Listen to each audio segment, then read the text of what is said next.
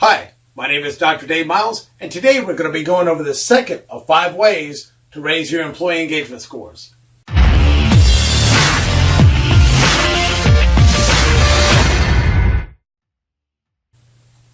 Way number 2 to raise your employee engagement scores: make sure and give your team feedback only once a year and in huge batches. Nothing says we value you as an employee more than a cattle call that is the annual performance evaluation season. With greater and greater cutbacks in middle management, the adage of do more with less is starting to turn into do more with nothing. If you have managers that work for your organization that have to do 10, 20, 50, or even up to 100 or more performance evaluations within a few week period, the line coming out of the manager's office can often look like the line waiting in front of Walmart on Black Friday. So what does it mean? Do we get feedback all at once or a little over time? Best-selling author David Burkus, in his book Under New Management, talks about a different way of giving feedback. He's got a great viewpoint and an argument for more deliberate and periodic feedback in the evaluation process. In addition, he advocates for the eventual elimination of the tradition we know as the performance evaluation system. Although in most large organizations, you're never going to be able to totally eliminate that. But the idea of giving your employees quarterly or monthly feedback so the annual evaluation is much more of a formality than a surprise makes a lot of sense. Leaving the traditional performance evaluation process in place leaves your employees waiting in line thinking, I don't care. I just want to know if I got a high enough score to get my 3% cost of living this year. And that leads us down the road to the unwritten contract.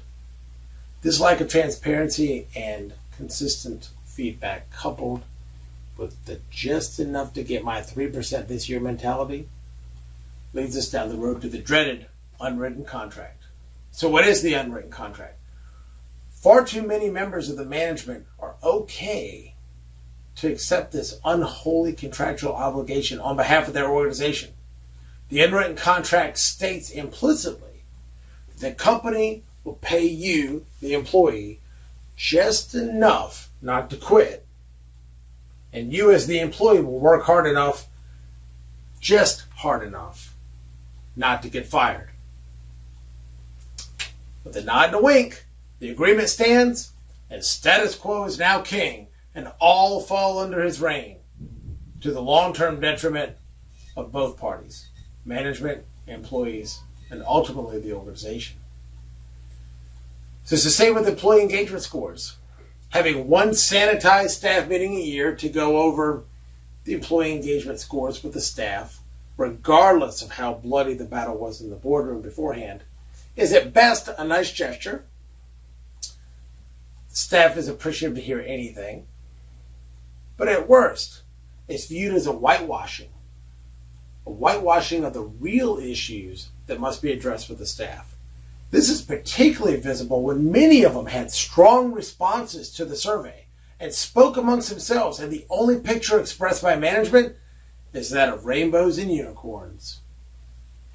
Yet another way to keep your scores at anemic levels: give annual evaluations, give employee engagement feedback in huge batches and only once a year.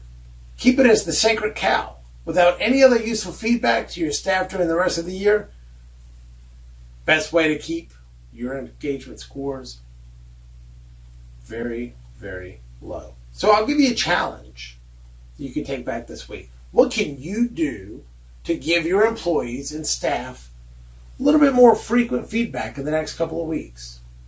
Think about it, put it into action, and see what you can do to improve your employee engagement scores by just making that one slight change. My name is Dr. Dave Miles. My mission is to add value to those who make an impact in the lives of others. If you got any value of this today, please go out and make a positive impact in the life of one other person. And I will see you next time for way number 3 to raise your employee engagement scores.